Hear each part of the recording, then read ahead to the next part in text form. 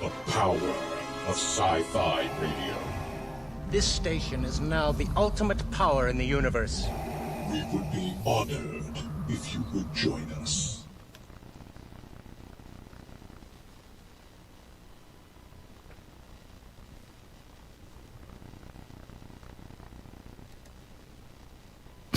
It's very quiet. I know, it's weird, right? I'm like sitting over here, and I have a little box that I press buttons on, and I'm like, where's the music never started. Where's the theme? Did it start? No. I think the show started, right? Yeah, it did. It's That's what I meant. music just didn't go anywhere. No, it just won't. It won't play our theme for some reason. Oh well. Chaos. Yeah, this is amazing. No theme. That's why Jeff is so enormously loud. Is because I was expecting the music. I keep the music very low, and I keep Jeff louder, and then I roll his volume down. Crazy. Hey everybody, this is Sci-Fi.radio. Docking Bay 94 is the show. I am Sean Obi-Shawn Crosby. This is Jeff Donoho. I'm Colleen Kaylee Crosby. And you could, in fact, be watching us on Facebook or Twitch or YouTube or any of those things too. And yeah, we don't have any music for some reason. I don't know why. We also don't seem to have any video. Yeah, that's kind of weird. Oh, really? We've got Boba-Kit, We have just our Udala, Alan screen? Kalachi, and Kelly Okay. are all I think we have audio, but tuned in. nothing happening visually. Yeah. But yeah, there's no video. Oh, there we are. Like no we video came at out of all? radio. There, Jeff says we got video. So Okay. Yeah, we're Yeah, there. we're back on. Yeah, We're yeah. there. We're up. But if you made it sound like there was like no picture at all. It was just the title screen. Yeah, that's normal. As long as Okay. the title screen has today's date on it, we're good. Yeah. It's about as chaotic as the last 2 weeks have been. No wonder. We've been running. Yeah. And then there was running, which was kind of nuts. Happy post-Halloween, everybody. I hope you don't have either a candy hangover or an energy hangover from doing too much stuff. But Damn. that's I had no candy at all, so that's fine. we got stuck with a little You bit. ate no candy, Jeff? I had no candy Wow. for Halloween. You're And so usually I good. have like tons of it. None. Yeah. None this week. Oh, okay. Did you No. hand any out? Oh, I did not because David was here doing it. So. Oh, okay. but you guys started with candy and you ended up with no candy. Yeah, we had like I think 8 big old bags of candy, and we started handing it out as the treaters started coming. We were set up and everything, and started getting trick or treaters, and we were bombarded with trick or treaters. We ran out at 8 o'clock, and Wow. people kept coming by. We're like, we're out of candy. Sorry, but You yeah, had- it was like You had That's 8 of crazy. those Costco bags? about that size. Out of the big old bags of candy from somewhere. Yeah. Cool. Wow. Well, And we I ran had out. one. yeah, we had one bag. We figured we were going to get 200 trick-or-treaters, and we got half that. Damn. Yeah, it was yeah. bad this year. Really bad this Yeah. year. And people coming up with dogs, so we had dog treats with us. That I am so gonna have dog treats next year. So I started giving out treats to those people for their dogs. Yeah, we So- did have dog people come by, just Yeah. walking around the neighborhood to check some stuff out. So there Yeah. were a few dogs. We had people who drove in from other neighborhoods, significant largely because someone parked across the street and left their lights on and killed their battery, Oh, and I had to jump start their lovely. car. And because no good deed goes unpunished, my car battery was dead the next day. I hate when you say no good deed goes So- unpunished. Those things are completely unrelated, and you are not being punished. Yeah, sometimes it feels like it. You are not being punished. But yeah, it was, and my tire was flat, which boo. was kind of nuts. Actually, Heard about that. I spent this afternoon getting my tires fixed because for those of you who have been following along, at one point I hit 2 things on the road, One was a traffic cone that was in the middle of lanes coming home from Disneyland at midnight that I just couldn't avoid. There's nowhere to go. Yeah. And so I took out my headlight. And then the second thing was on the way back from a Lucasfilm event, I smacked into a 1 foot by 1 foot by 8 foot long pole of heavy duty concrete construction styrofoam. What you do is you build your thing out of this foam, and then you coat it in concrete, and that way you don't have to use too much concrete, and it's like super dense foam, and it's about 3 pounds a square foot. It's really, really hard stuff, and so that took out like the right front of my car, and paid the deductible, had the insurance fix it, had them grump at me and tell me it was my fault, and then got everything fixed except one piece of car, which was the inside wheel well was missing, and so I finally got that today. Oh yeah. And which is You great. got it today? I got it today, and so I went down. They put it in, and I was already going to go to the tire store to talk to them about my flat that I had, but the guy said at the body shop, he's like, your tires are really rough on the inside where you can't see them, and it looks dangerous. Wow. And I went, well, okay, so obviously I need to do something. So this is the big giant screw that was in my wheel Oh, That joy. caused the flat? that caused the Yeah. flat, which was a very slow leak. And so, like, it would take a couple of days. I'd get in the car. My car would yell at me and go, you only have 19 pounds of air in your tire. And then I would fill it up, and then I would drive. So what I did before I went to the body shop is I went in, I filled it up, and then I drove to the body shop. And they're like, no, it's worse than that. And I'm like, okay. So when I went to the shop, this is my tire, which here is hard to see because we're in front of it. Hold on. So this was one of my tires, and you can see the radial wires sticking out. Yeah. It's like it just from rubbing on the inside. Yeah. Right. So Nothing. there was that. This is the other one of my tires, Oh my god. Yeah. Jesus. which was even worse. And so, I mean, obviously, I must have some manner of alignment problem. So I have to have my car aligned, because this is the inside edge of the tire closest to the car. Yeah. So outside, it looks like I have lots of tread. Everything looks pretty good. The tires were working just fine, but in reality, like the big bald spot on the right, looks like it could have sort of blown any time. This is a close up. Grateful for that mechanic who. Yeah, gave so you a I'm warning. glad, and so he's like, yeah, you should have someone look at those, and I'm like, well, I'm already on my way to the tire shop. So new shoes for the G-Wing, which is an annoying expense, but I can't drive on this for sure. Less annoying than Having a blowout or something. blowout. Sure. That would be awful. Yeah. And so I talked to I went down and had it, and the guy's like, well, we don't have the tires for you, but you can go to our other location. So I did that, and they're like, well, we're really impacted, but we'll try to get you out of there quickly. So I actually thought I'd be sliding into the chair at the beginning of the show, and they got it done really fast, and they were super Yay. great, and See, that was your reward for helping the person with the we like them. with The dead battery? the dead battery. I suppose so. Yeah. Anyway, yeah, this was absolutely crazy, and one of the tires was kind of okay, so they kept it, and 3 of the tires were trashed, and Wow.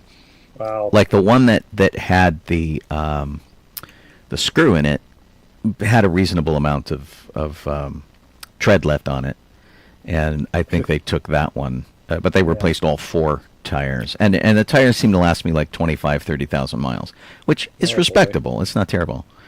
So that was my day, and I wasn't entirely sure that I was going to be able to make it back here in time. Yeah. So now you have to get it aligned or lined in the back or something, or what? I have to have an entire alignment, I think, on my car.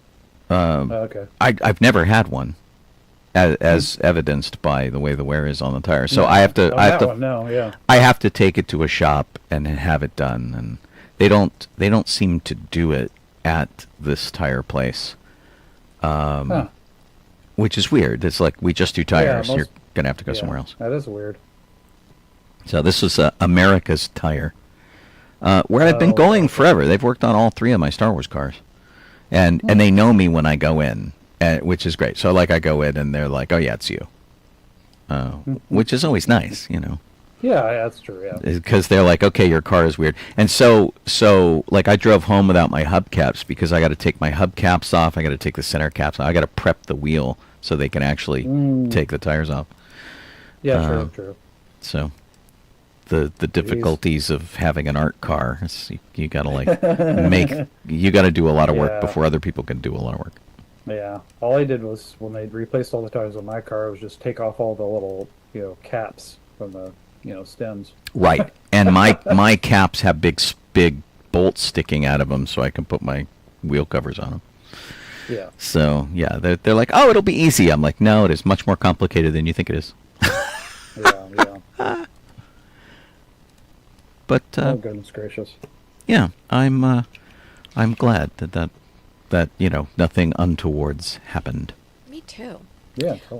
So I reordered the events from the last 2 weeks because there were so very many of them. There were a lot. Instead of doing them in order of date, I thought maybe it would be nice to put all of the appearances, like charity stuff, first, and then shows, and then other stuff. Okay. So, oh boy. why don't you guys start talking about what appearances you did? What charity events you were in? We did. We did Treats in the Streets in the Circle. Right, Treats in the Streets was a pretty big one. That's in Orange, where they have the Circle, which is like the oldest part of Orange, and there's a park in the middle of it. And in that park, which is called like Square Plaza or something, but it's in the middle of the Circle because they got to be weird. Yeah. And so we took over the entire quarter of the Circle, and so the Circle is divided by 4 roads, and we had the northeast corner of that. Yeah, basically the old Wells Fargo building. Right, and so we set up 4 cars. Jeff and myself and Andy and Wayne all had our cars until Vic showed up. Right, till Vic showed up, and yeah, it was pretty great. I mean, we were a hit last year. We were a bigger hit this year. Yeah, that's crazy this year.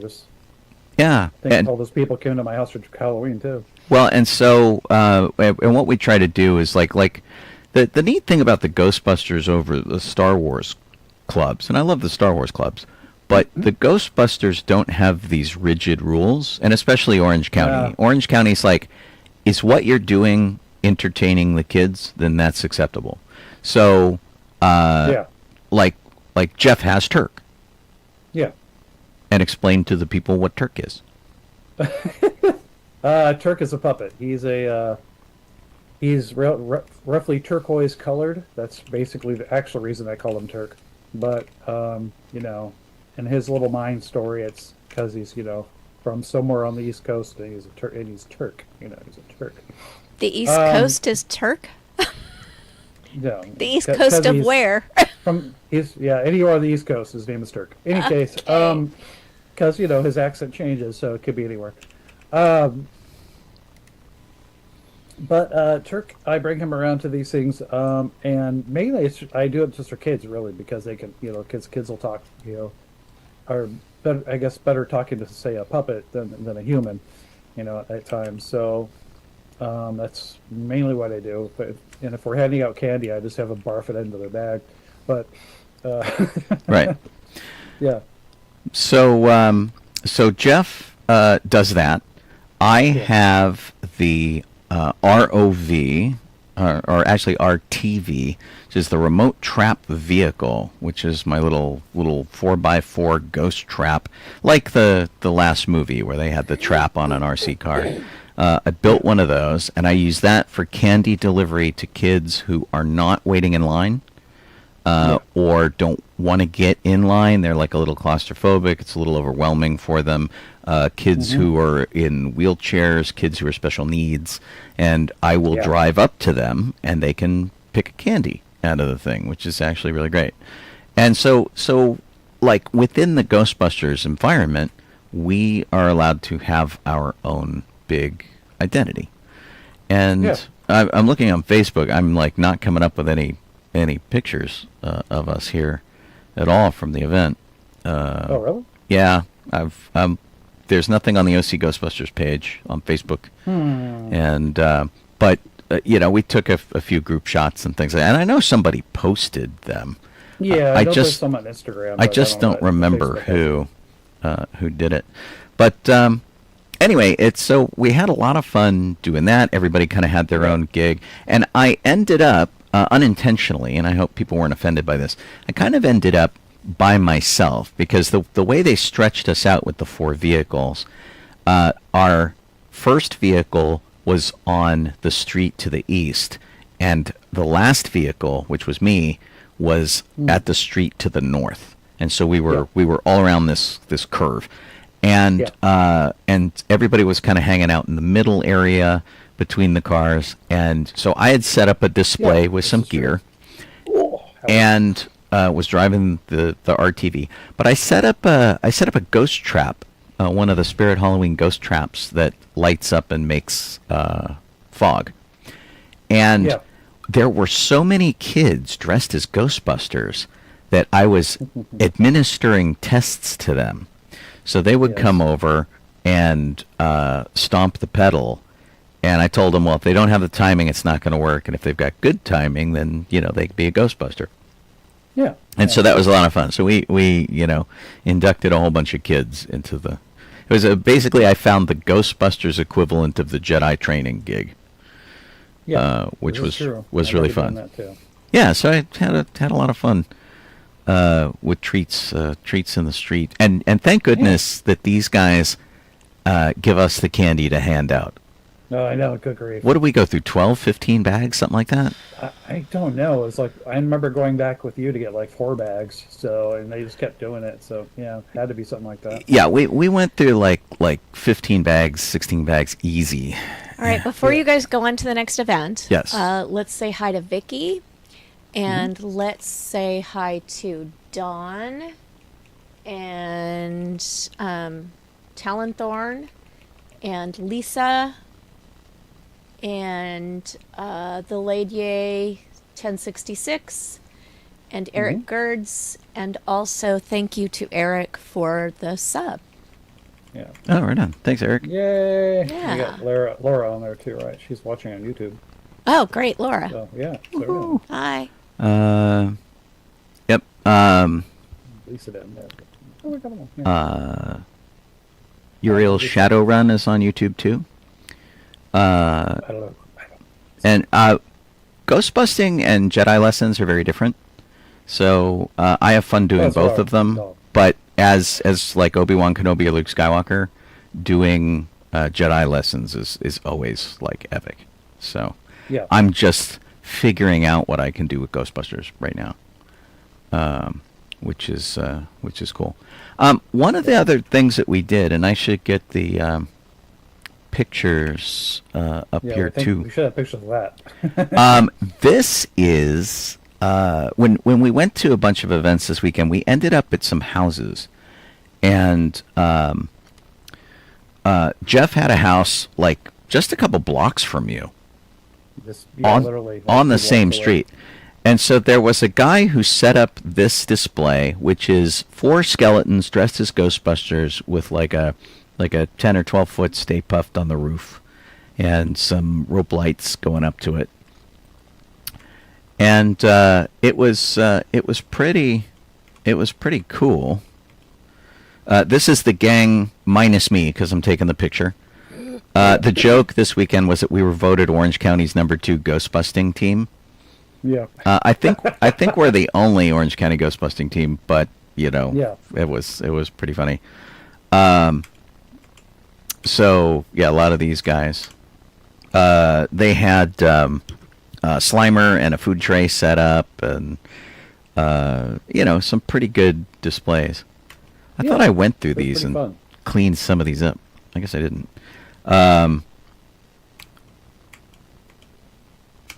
But yeah, it was pretty great, and this was like not the only Stay Puft that we saw this weekend. But the skeletons were pretty good, and the guy had put together a pretty good Ghostbusters thing. I think we pretty much recruited him to come be part of it. It was his birthday, so we sang Happy Birthday to him. I think we sold his wife on it because his wife was none too sure about the whole thing to start.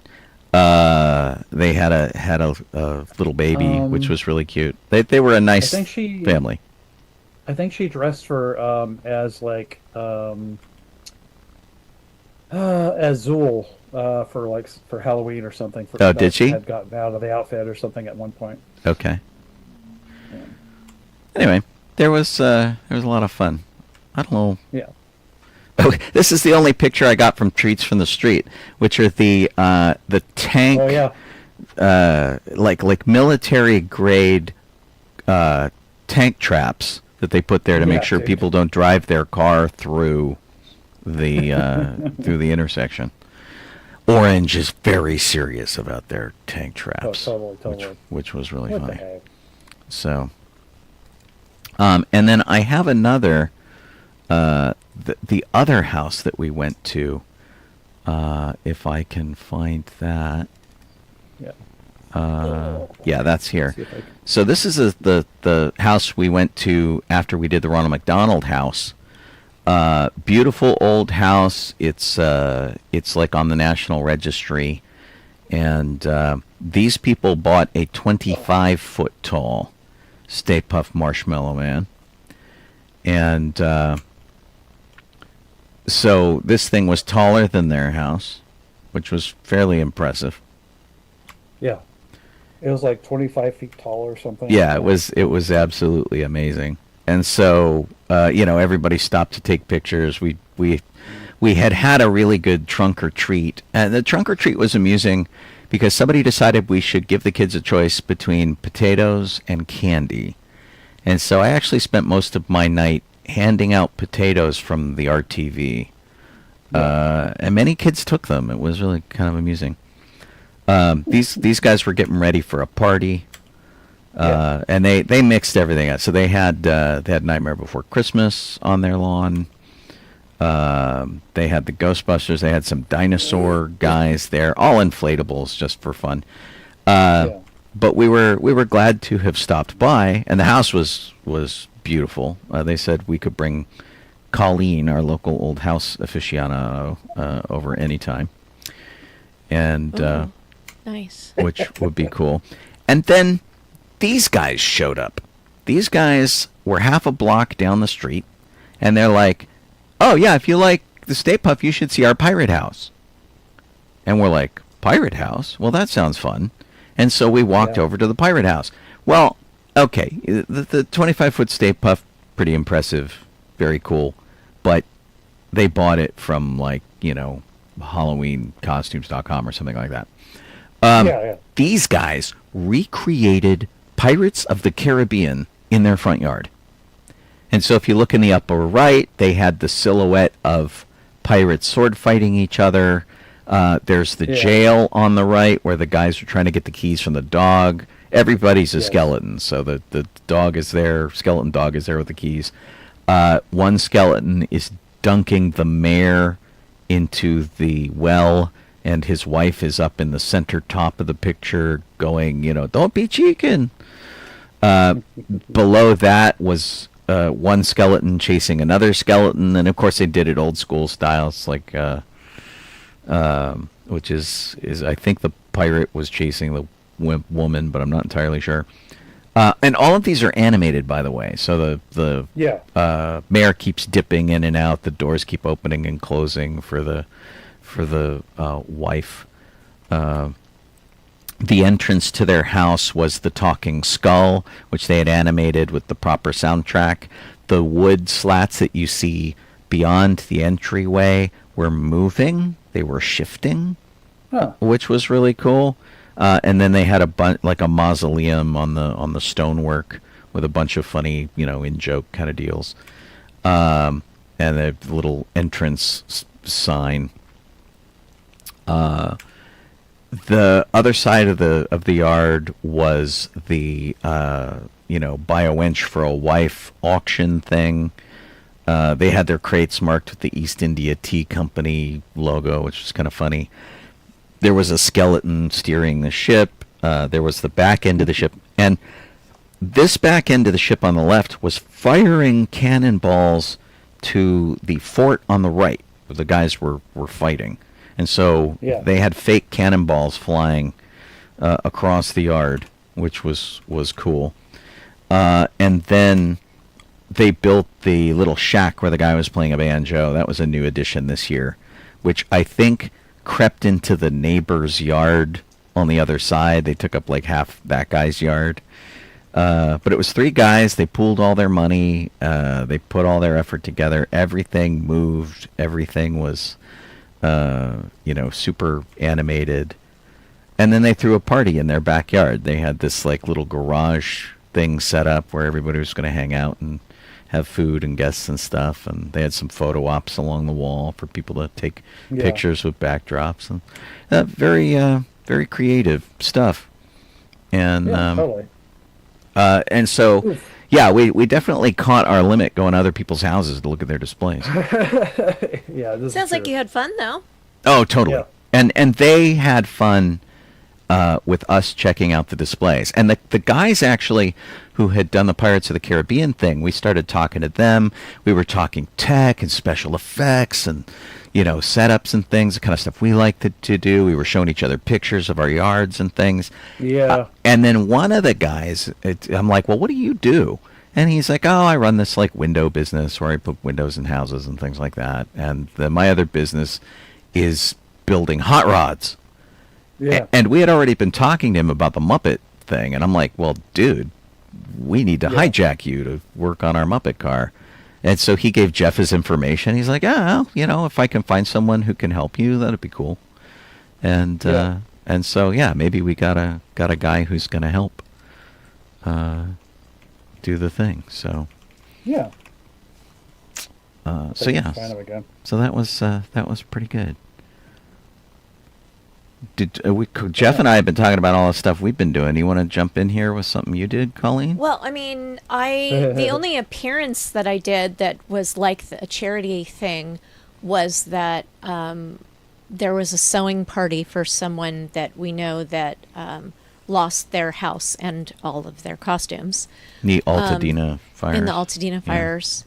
And we didn't get very far, and I was only able to be there for the first part of it, so I still need to get my assignment of what else to do, but we were able to figure out which fabrics and what patterns to use and do an initial mock-up. So that was good. Cool. Yeah. Well, I guess if we're doing appearances, I think I have one more. Jeff and I did the Zootacular, which I think should be called the Spooktacular, but it was the Zootacular, which was basically Halloween at the zoo in Orange County. Where we usually do a Star Wars event with them, and they're like, "Oh, wait, Ghostbusters! You should come be Ghostbusters." So this is close to the setup that I had in Treats in the Streets too, where put some gear out, had a bunch of stuff the kids could play with. The RTV is over there at its little crate and stuff, and drove that around through the zoo and had a pretty good time. And each of us had a car set up. And so this is like the whole crowd. Wayne's car is on the left. Andy's car, the slime bucket, is on the right. And this is everyone who showed up. Jeff invited the kids to come be part of it. Oh yeah. Which was... They wanted to be a part of the whole thing, yeah. Yeah, did you get any feedback from anybody that they were like the rookies? Yeah, pretty much rookies. It was like to walk around and see what we do and and whatnot. And they had fun. I mean, Sparrow wasn't able to go do the following Treats in the Streets thing because they weren't feeling well. But at least this, Sparrow got to do. I think this is what Sparrow got to do. Yeah, right? so Yeah, I don't know. Jeff's kids are on the left. Yeah. You can see Jeff with Turk. That's the big blue thing on the left. Yeah. I've got the RTV out front. Yep. It's behind. Whoops. Wait. There we go. It's behind Jeff. There you go. There's the RTV on the ground. And This was really fun, and I wish I could have gone to this, but I had a conflict, so. yeah. Oh, maybe next year. couldn't go. Doing stuff at the zoo is always great because Yeah. their animals are rescue animals, and everybody can approach them, and you can pet snakes and hold birds and things like that, which is really neat. Yeah. We didn't do a lot of that this time. You guys went, did you already talk about the parade? The Anaheim Halloween parade? No, okay. Not yet. this yeah. was before that. Okay. We're getting there, I guess. I don't know. Yeah, so they have some big cats that they have rescued from people who shouldn't have big cats. This is their jaguar, Yeah. who is what's his name? Ziggy. I think his name is Ziggy. It's not Ziggy Piggy, is it? Nope. I don't remember. So anyway, a pretty stately cat, probably about 180 pounds, and they put a lot of stuff inside the animal's enclosure for them to play with, and a lot of those are like they'll carve pumpkins and things, and then they'll fill them with meat so that they have something to destroy. Sort of engage them, so they'll like sort of rip the pumpkins apart.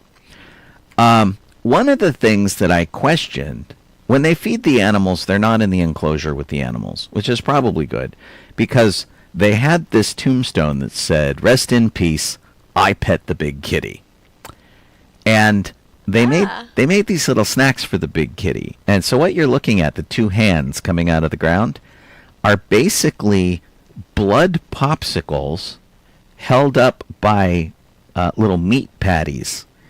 And Yeah. I question the safety and logic of teaching the kitties that hands are tasty. But that's just me. Anyway, so the Ziggy came in and chomped all over those things, which was pretty awesome. And they had their photographer out taking pictures and stuff. Marcy, our contact at the zoo, is dressed as Snow White, which is kind of perfect because Snow White's always talking to animals. Yeah. Seemed to work really well. And yeah, so we had a pretty good time there. Oh yeah. Saw lots of other little animals. I can't for the life of me remember what this thing is called. That one. It was the jackalope thing, but we're like I can't remember either. it was like It's like a big capybara, or maze or a something, or maze. rabbit and whatever. Yeah. Yeah, I have no idea. And then they have the petting zoo goats, and all the petting zoo goats were in cool costumes. So this one's like a sandwich, which is kind of funny. Hot dog, This one's a taco. Yeah. This one was a butterfly. This one was a wizard. I mean, and you could go up. They gave you curry combs, and you could go brush the goats, and you could hang out. The goats were like perfectly happy to do all this stuff, which was really funny. And then, what was this guy? Is he a mountain lion? Was he? So, cougar. I have to tell you that Yeah, I it's cool. experience quite the delay. And so I'm looking at the pictures, and Sean will say, "What is this, a cougar?" And I'm like, "No, it's a goat." Yeah. And he says, "I don't know what this thing is. Maybe it's a jackalope." And I'm like, "It's a panther." Yeah. Yeah. It's very funny. Yeah. I didn't really take Remind- any good pictures of the parade that we did, but we did the Anaheim parade after the zoo. Yeah. Jeff and I left an hour early from the zoo to go to the Anaheim Halloween parade, which we've done for, Yeah. I don't know, 17 years in a row or something. I don't know. And that was fascinating because so much hurry up and wait. And getting in Yeah, there, yeah. they didn't know where we were supposed to be. The parade has gone, and I love the parade, but the parade has gone from being insanely organized to being incredibly disorganized. Whereas they used to know exactly where we were lining up. They had our space marked out in chalk. Everything was ready. And in fact, at one point, it was so easy. Colleen and I would go to Disneyland for the day. We would leave the Mickey and Friends parking lot, drive out the parking lot, and the exit of the parking lot is on like Manchester or something. And that's Yeah. where we were lining up. And so we would pull out of the parking lot, and instead of getting on the freeway, we'd hang a U-turn and then park and get ready for the parade. It was lovely. And this time, they're like, oh, you have to be over here. Oh, you have to move again. No, be over here. Do this. Yeah, Go that was here. fun, wasn't it? We're going to move these people so you can be here. I'm like, Yeah. oh, guys, you're killing me. Yeah. Yeah. But, needless to say, we had fun. So, Yeah. there you go. Eventually, it worked out, so it wasn't crazy, we weren't like stopping every 3 feet or either, so it was nice. Right. That's good. Yeah, that was very good. Yeah. Yeah. The other of one of my favorite events of the year is that parade, which I also couldn't attend this year. So Yeah. bummer. Poor Colleen. Yeah, that's okay. Yeah. I finished a costume that I've been working on for 10 years. So That's quite an accomplishment. yeah, and it is mostly hand sewn. The only part that's machine sewn were when I first started making it 10 years ago. I sewed the channels on the stays with a sewing machine, but everything else was hand sewn. And I made a shift, which is the underwear. I made the stays. I made a bum pad, which are these big, fluffy feather pillows that you tie on your butt. I made Oh, okay. pockets. I made, and the pockets are separate pockets that tie on. I made an underskirt, an overskirt, a dress, a cap. And I also, I feel like there was one more thing. Wow. I don't know, but that was, I started on a hat to go over the cap, which I didn't need because we were inside and it was at a dance, the thing that I was going to.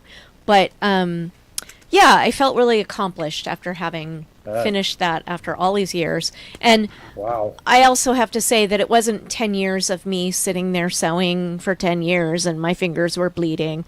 No, it was 10 years of, oh, I've sewn a little bit of this and now it got hard, so I'm going to put it aside for like 6 months or a year or more. Gotcha. So a long period of time, but not that much concentration of time, but still a lot of work. Well, that's the way our cars go. Yeah. Yeah. Where we're like working on our cars and stuff. It gets really hairy.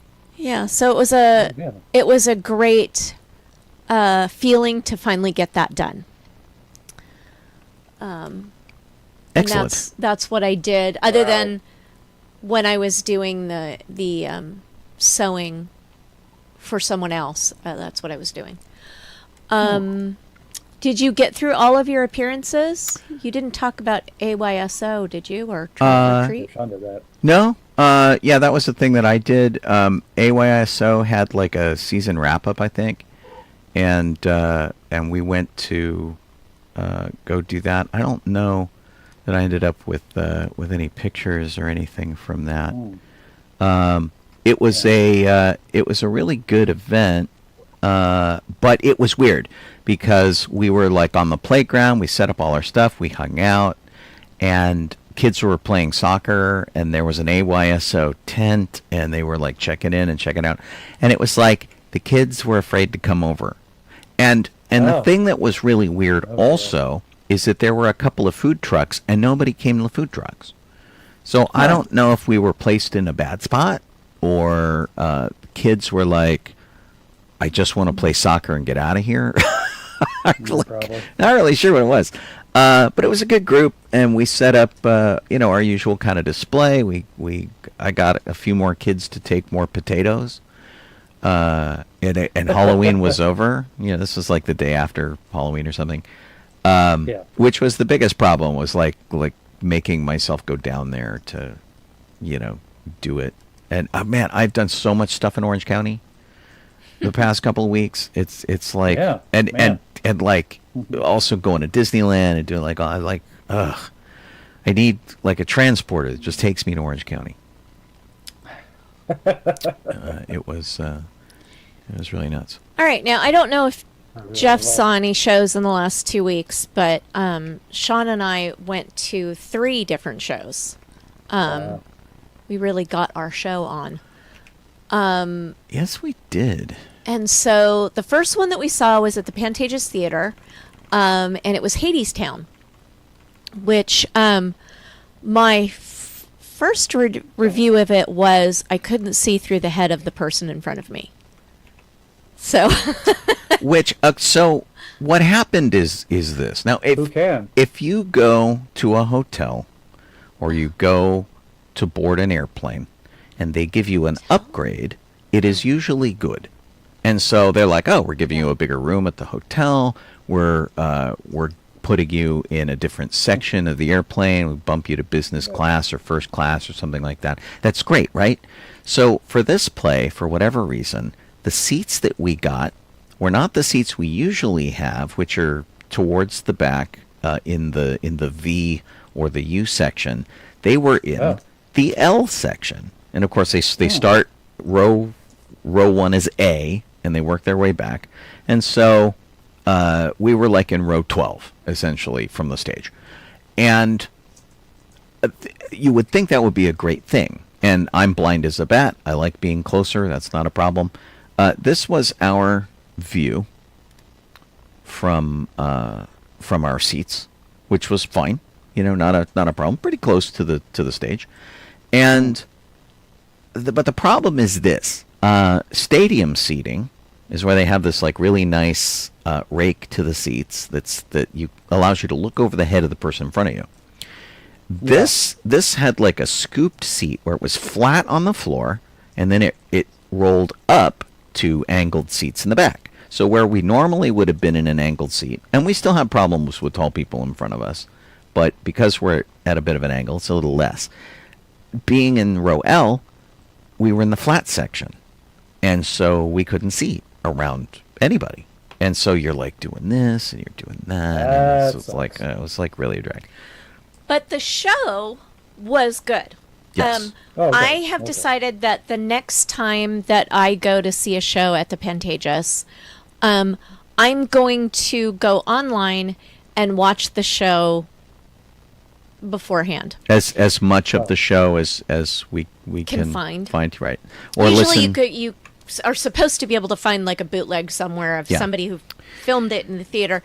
But the problem is that when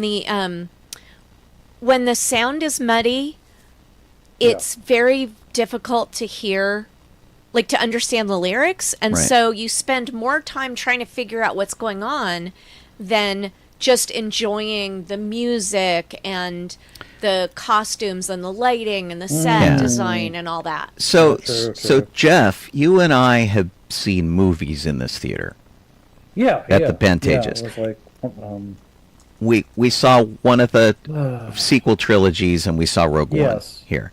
So so we went to these premieres, and the theater for a very, very long time was a movie theater. And they've sort of switched it back to live theater with occasional movies for special events. And so Jeff and I also had muddy sound in this theater when we went to see it. Whatever sequel movie we saw, we basically walked out of there going, we couldn't understand Kylo Ren.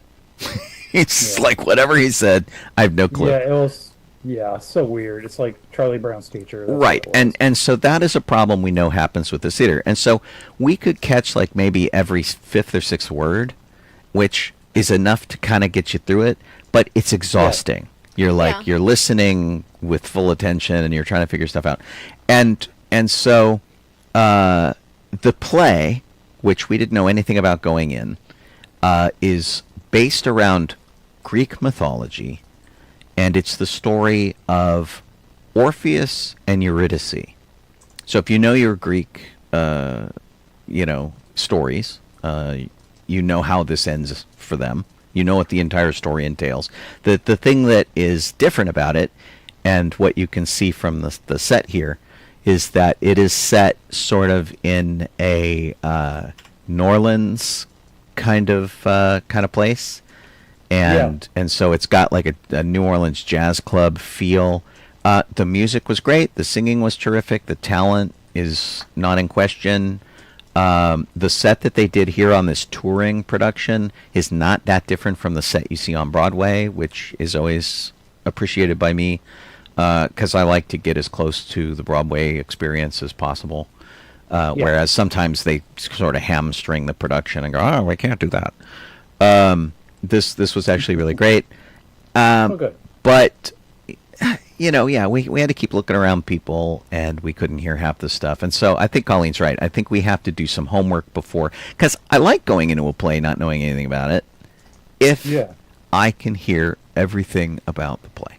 Yeah, so it's kind of a toss-up, but I think that in the long run, we'll be happier if we know what we're getting into. Yeah. Like we know what the story is, I guess. One of the weird highlights of this was that we went to take a photograph at halftime for intermission, and we were kind of selfieing the thing up and setting it up, and the girls behind us, who were absolute fans of this show, completely jumped in to our selfie, which was like really great. They were absolutely adorable, and you could hear them through the whole play, like, squealing. And they were fun. They were so having excited.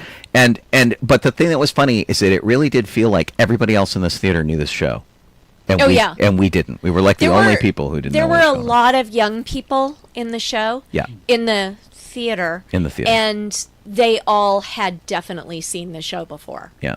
So, which can sometimes be really hard. Like we went to go see the play that went wrong, like Peter Pan that went wrong or something like that. Yeah. And the people right behind us kept saying the lines right before the actors said them. Awful. It was really awful. It was absolutely awful. And there wasn't that problem with this. They were excited. They were squealing, which was hard. Like I wish I had put my my special earplugs in, because it made my ears hurt really badly. They were squealing so loudly. But but it was just enthusiasm. It wasn't, well, now I can't hear what they're saying because you're saying the same thing at the same time. It's Right. It was weird. Yeah. Yeah, and that's it's. I mean, I get the idea that like a lot of people want a Rocky Horror stuff, but I'm like, oh, not so much. It's hard when you're just seeing it for the first time and everybody else is doing the Rocky Horror thing. That makes it difficult. Yeah, it's really sort of. And then I took the day off work earlier this week, and we went and saw Back to the Future on an IMAX screen. And oh my gosh, you guys, if you have the opportunity, if you find it playing anywhere near you in IMAX, go see it. It holds up really well, and it's really fun to see it on the big screen. And big screen. It's the 40th anniversary. They have redigitized the entire film. You can see it in D-Box. You can see it in a bunch of different things if you want to. We just opted for IMAX because we wanted a really big screen. Sort of a fun side effect of doing this is that Colleen and I have never seen Back to the Future together in a theater. We did see Back to the Future 2 and 3 together, but we didn't see the first one. And so we can scratch that off the list. And good. I say this periodically, but it's nice to have this reinforced. Back to the Future, the first film, is nearly a perfect movie. It really is. There is so much in there that they telegraph and foreshadow, and they pay off all their foreshadowing and stuff at the end. There's little things that, if you were paying attention, make sense. Their time travel is intimate enough that it doesn't go absolutely crazy off the rails in terms of having to fix it. And all of the characters that you're supposed to like, you do. The characters you don't like even have for mildly redemptive. It's not a mean movie. And there's only like a couple of situations where you're just kind of like cringy, but you're supposed to be cringy. So it's, it really, if it's probably going to be there for maybe 2 weeks. I think it hit number 5 in the list of movies this week. It was like number 5th of whatever. And if you like the movie at all, I really suggest going to see it in a theater and do it on the biggest screen you possibly can. It was really rewarding. Although the theater Colleen and I went to, there were 6 people in it. We bought the first tickets to the screening the night before. And it was IMAX in cushy chairs in the luxury theater. And it was $12 a ticket once you got past the fee that they charge. The tickets were $9, and then they added like a $2.50 fee or something like that. And I don't know how this theater's going to stay open. Yeah. It was crazy. No one was in it. There was no one in the whole theater. And nobody watching any other movies in it. How weird. Yeah. And they had a bar. They must be really busy on weekends. Or at night. I mean, we were there in the day. Yeah. That's a big thing. But anyway, gosh, we had so much fun. I was really glad that Colleen took the time off for us to go do that. Because it's nice to go see a movie that makes you feel as good coming out of it as you did the very first time you saw it, even though it's 40 years old and you've seen it a bajillion times at home on TV. Yeah, I can't think of any other movie that I would feel so good about going to see in the theater that I have at home already. Yeah, super epic. So, do it.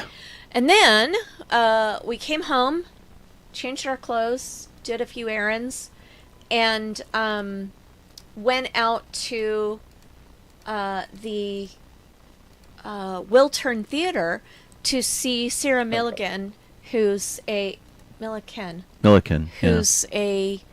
stand-up comedian from the UK. She is. And it was funny because 2 other couples that we know of were going the same night. Kelly, who's one of our listeners here, and John, and KJ and Ian. And so we all met up and went to Denny's because it was super close. And Kelly's old. And Kelly's old. I want to go to Denny's. The only other things that were right in the neighborhood were a bakery, like walking distance, really super close, were a bakery and a lot of Korean barbecue places. Right. And the Korean barbecue places are really smoky, I guess, and have a lot of... They're very... messy. Strong smelling. Right. A little bit, yeah. So... well, we passed the Bulgogi hut, and it was very strong. It was very strong smelling, yeah. This was half of our crowd. This was KJ and Ian and Colleen and I outside the Wiltern. And just so you know, if you're not an LA person, The Wiltern Theater, which was built in the 1930s, this beautiful Art Deco thing, and I'll show you a bunch of the architecture in a minute. It is named the Wiltern, not for a person, but it is on the corner of Wilshire and Western. And so it became the Wiltern Theater.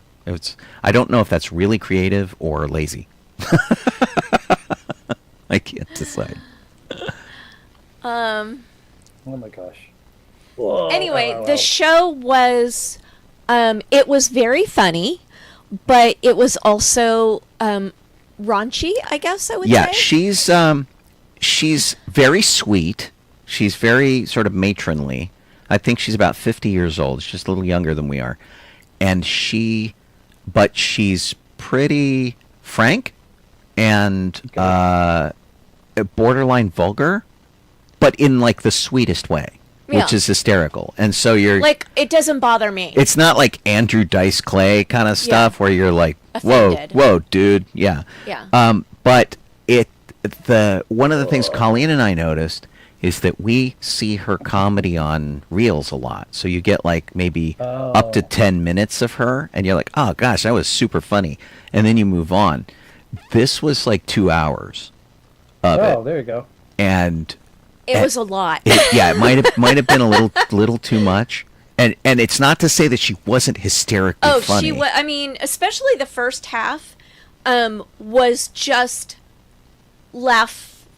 consistently laughing the whole time. Right, and like out loud. And a lot of like belly laughs. Like covering your mouth laughing because you're embarrassed. Yeah. But it's funny. Oh, okay. Like, oh my God. That sort of a thing. But so her stage was pretty bare. It just had a little thing. And if you look at the name back there and it's fuzzy, it was fuzzy there too. Okay. I brought my binoculars so that I could see. But dear Lord, look at the architecture in this freaking place. It was beautiful. It is just absolutely insane. And if you're a Disney fan and you go into Disney California Adventure, if you walk to the end of Buena Vista Street, there's that fake street that goes off into the distance that you can take a picture in front of. They usually have it roped off with velvet ropes, and it's a forced perspective thing with clouds and buildings. The building to your left is based on the Wiltern. Okay. And so that architecture on the outside of it matches the Wiltern pretty well, including the sort of green tile that they had up there. So it is such a significant and recognizable Los Angeles building that it is built into California Adventure, which is cool. And then I'll run through a few of these, which are KJ's pictures. It's just the stuff that you don't do anymore in buildings. Now we just like, hey, plaster, good enough. And yeah, it's just some of the stuff was just absolutely incredible. They were in the balcony up top, which might not have been a bad place if you got the front row. One of the things that kind of blew our mind is that the seating was all folding chairs and stuff. Oh. Well, not all folding chairs. Well, okay, so folding chairs and folding stools, like bar stools. Bar stools, and the seats we were in were actually those sort of hotel chairs that you have if you go to like a convention and you sit in the hotel, the stackable chairs. That's what we had, which was nuts. But anyway, it was super super fun to get out. And this is our entire group with John and Kelly added in, and Ian looking a lot like Scotty in this picture. He looks like Jimmy Doohan to me in this picture. It's very funny on the far right. A little bit, That's funny. Anyway, so we had a really good time, and I should have shared my picture of my Denny's meal because I got the kids' pancake in the shape of a reindeer. yes, yeah, you got the Rudolph pancakes. Oh yeah. Which were They were awesome. Great. But anyway, we had a whole lot of fun, and this was about our seat. We had somebody in front of us who had big hair, and about 15 minutes into the show, she vanished. which was weird. So the two seats in directly in front of us turned out to be empty, and so we just had a couple of rows that we had to kind of duck and dodge around. I had a really good view. I was able to see. For the only time I wasn't able to see is that we were sitting, and then in front of us were those 3 empty seats after the really tall woman left. Right. And then there was a couple. You can see the woman with the blonde hair, and the man who was sitting next to her. Occasionally, he would put his arm up and like rest his hand in her hair, or rest his head in his hand, and then I couldn't see. And block the space. Yeah. Oh, joy. I spent a fair amount of my time sort of ducking and dodging, and because somebody was there, I couldn't look through both lenses of my binoculars, so I would close one eye and use it like a telescope so that I could see. And it wouldn't be so much of a problem, except Sarah Milliken talks with her hands a lot. Oh, okay. Which is good. Let me jump in here real quick while I'm noticing that it's the top of the hour. You are listening to Sci-Fi.radio, Sci-Fi for your Wi-Fi. This show is Docking Bay 94, which can be heard here every Thursday night at 7 p.m. Pacific, 10 p.m. Eastern Time. Conversely, you can watch us on Facebook or on YouTube or on Twitch. All of those are great if you need to see our smiling faces. And our show is sort of organized by Kit Boba-Kit Sovine, who does our show document and keeps our social media filled with funny and informative stuff. So thank you, Kit. And we're back after 2 weeks. We took Halloween off, and we spent an entire hour recapping all the events that we've been doing for Halloween, because it's been a busy freaking season. Just about. And we've seen a lot of shows, we've done a lot of charity events and things, and saw a lot of friends, which were pretty good. Yeah. I'm Sean Obi-Shawn Crosby. Jeff's Donoho. I'm Colleen Kaylee Crosby. And now you go.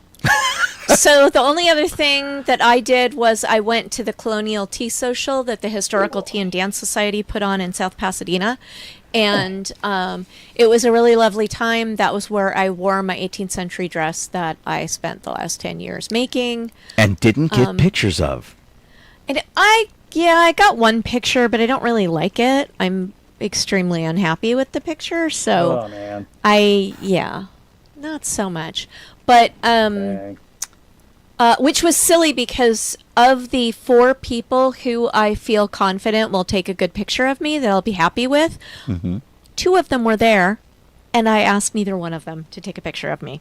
Oh, jeez Louise. Oh, what a bummer. What is wrong with me?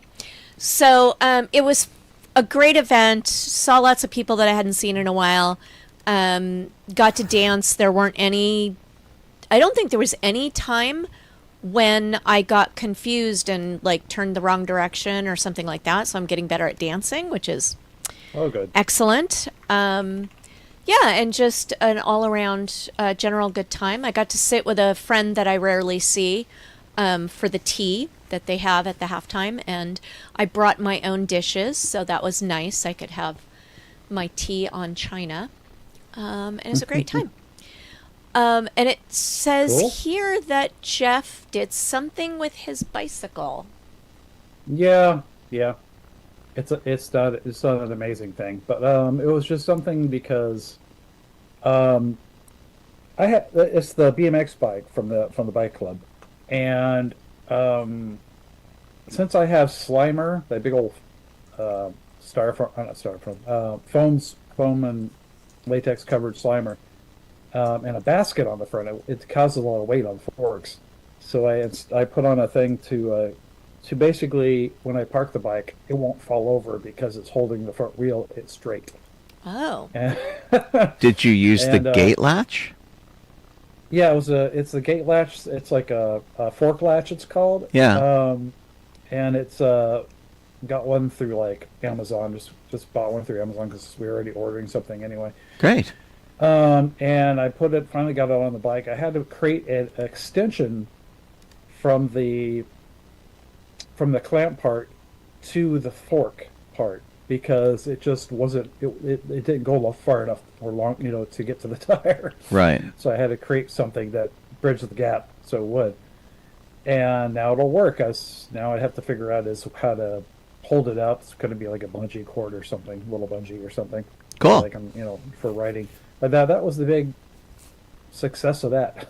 Nice. Yeah, I remember talking about it quite a long time ago, and I remember going to Home Depot and sort of researching those things because they have like a whole section of those at Home Depot in varying styles, and some of them are coated in vinyl, some of them are just bare metal. I'm glad it worked. That's cool. Yeah, it was a chore. I've been working on it off and on, trying to figure out how to get it to get on there with an extension thing, and then I finally figured out how to get the metal piece I had. It's a piece of metal from something else that had holes sort of already in it, and I just sort of Sweet. wallered them out, and stuck it on there. But that was a chore. That was well, and this to you guys listening, this is important because. In addition to the BMX Club, which was originally formed to sort of relive the 1980s as remembered by certain people who were a little younger than I was in the 80s, they're like, I spent my 80s driving around on BMXs and stuff. And I'm like, yeah, that was my 70s. But the idea was to sort of have themed-ish bikes to go to various movie sets. And so we went to the Back to the Future house. We went to Lorraine's house and a bunch of other Back to the Future things. We went to the Halloween house. They went. I didn't get to go, but have been to the Poltergeist house, the E.T. house, and things like that. And so Jeff's bike is essentially Elliot's E.T. bike, but Ghostbusters themed, with Slimer in the front. And so you were displaying it with the Ghostbusters at some of the events. That's my plan, Yeah, and so fixing this up so that the wheel stays stable and things like that is sort of preparatory to showing it at more Ghostbusters events. Yeah, so if I park it, it won't just fall over on anybody, Yeah, right on. I have done nothing to my bike. Not a thing. Yeah. Not a thing. And I know you told me that you two dressed up as Ghostbusters for Halloween. We did. To hand out candy, Because it was easy. We just threw on our Ghostbusters because my stuff was like already on the chair, and Colleen's like, I don't want to get in all the Victorian stuff. Yeah. I mean, like, it wasn't only putting it all on; it was getting it down from the top of the closet, just putting the corset on. It's a lot of effort. Right. It's a lot of effort. A lot of stages to get to where you want to go to. Exactly. Yeah. And I do Doofenshmirtz, so. Nice. Where did you send me a picture of Doofenshmirtz? Was that in my personal thing or docking bay? It's in the one to you and Colleen. That one. Okay, one. Because it was pretty good. Did you end up with a innator of any sort? No, I was too busy with other stuff at the time, so I'm saving it for later. And when I get a better bald cap, because what I have is garbage, and to get it to look better, Here we go. So it's not really a one-off thing, All right, here is Jeff. Let's see. And it's video. Oh yeah, like hang on a second. Couple seconds long. So here's Jeff as Doof. This is that looks good. He although a very friendly Perry the Platypus in your pocket. Yes, because it was like there's like some patch or something from wherever this lab coat whatever came from. So I stuck it in so the you were pocket so covering couldn't that. See it. Okay. The so you took the bald cap and cut a couple holes and let your own hair stick out? Pretty much in the back, just one big hole in the back. And as I kept doing it, it was just like, I got to cut more because it looks crappy. But it was just not a good bald cap. I need to get something that looks nicer or right, something that matches your skin tone. Fits better. You and I need to go out to like Cinema Secrets or Friends out in Burbank, and we need to find a bald cap that matches your skin tone without having to put a lot of makeup on it. They are Cinema Secrets is a prosumer shop where it's like kind of professional but kind of for nerds, and then Friends, Friends, is an actual special effects quality makeup store. Oh, wow. So we can go to both of those places and probably solve your problem. Okay. That'd be good. Because it's like it's a simple off-the-shelf thing. It's made to fit everyone's head, and it really doesn't fit everyone's head. So, you know. Now I'm just going to flip through some of these pictures here that Jeff sent yeah. of his There you go. setup here. Yeah. You know, yeah, I did a short video. I don't know how short it is, but you can see what I set up on it. Yeah. You know. Well, and so Owen is next to us. yeah. So Jeff's in one half of duplex. The kids are in the other half of the duplex. So you can set up both locations, and Yeah. you were at the end of a cul-de-sac. Yes. You guys Yes. became like Party Central. Yeah, pretty much. Yeah. Yeah. That is amazing. We fought so hard to get the kids that we got, and they basically just sort of drained out into your neighborhood. Yeah, we were giving away candy to, like, people would come back. They'd walk past our house, get candy, Take more. and then they'd come back the other way, and we're like, take more, yeah. So, That's really funny. Yeah. Yeah, these are really these little the what do you call them? the pictures? The portraits. Uh-huh. Yeah, we actually had to throw them out after this because we've had them for Oh, so long no. they just fell apart. So, Oh, that's too bad. We had Yeah. that problem too with our display, where there's a whole bunch of things that are just sort of dying, and this was kind of their last year. Yeah. And so we'll have to, and a lot of it was technology related, Yeah. like, various lights and things. I took advantage of the Yeah. Spirit sale, where okay. at the end of Spirit, like the day after Halloween, they put things Yeah. at 50% off for decor, and then the next day the entire store was 50% off. Oh, see. Yeah. So yes, that was pretty good. Wow, you had an actual flame lit tiki torch. Yeah. Brave. Yeah, Wow. Ellen set that up. They set up this little tunnel for people to walk through to get candy. And, Yeah, very brave. Yeah. Let's see. It was fun. Oh, is this the last one? This must be the last one. You Yeah, sent. that was mostly Owen's house and then and our neighbor next door. Okay. Yeah. We did our display. Hang on a second. There we go. This one was our display, and you can kind of see it during the day. I'm trying to decide if ours is cool or just sloppy looking. I think it's a combination of both. Yeah, I think it's good. I think it works best at night, and so I think next year is going to be, how do we make it look good during the day? Yeah.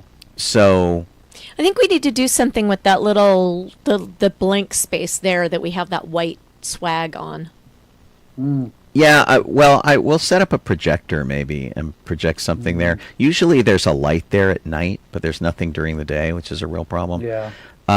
So this is the same setup we've been doing for years. On the right, we have this like attic thing that has some changeable pictures like Disney.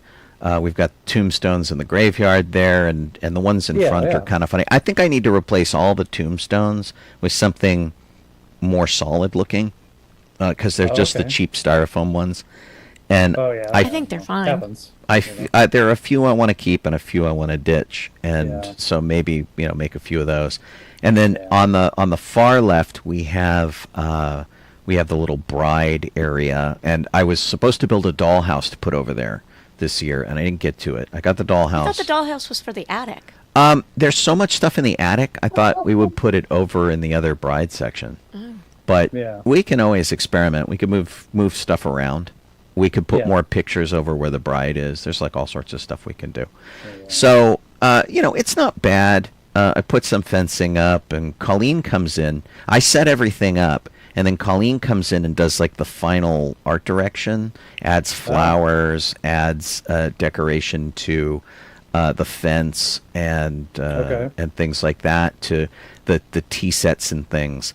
And so we have a bunch of battery lit candles everywhere. And this is the plastic tombstone for Madame Leota that I repainted. And I would like all our tombstones to kind of have this level of quality if I can do it. And then at night, I think I've got covered. We have so much lighting and stuff, so much great stuff that happens, and there's enough to look at night. I think I need to make it look better during the day. That's my trick. We added the Studebaker to the setup this year. Put a skeleton at the driver's seat, and we had this kind of, I don't know what he is, sort of gangstery dude kind of leaning up there. I meant to give him a cigar or a cigarette. I never quite got to it. Yeah.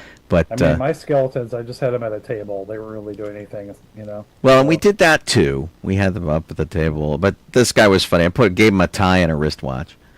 But I felt like he was like leaning up there smoking or something. He needed some sort of cigarette or thing. This is our sort of like changing picture thing. We stole one from the Haunted Mansion on the right, and this one with the bride turns into like a skeleton and stuff like that, or is supposed to. I took a bunch of videos and things, just sort of as a quickie thing in between Candy, as well as I could. But you can see her sort of fading into a ghost right now, and the ghost is trying to get out of the painting. Which is kind of fun, and that came about because somebody got rid of a big TV.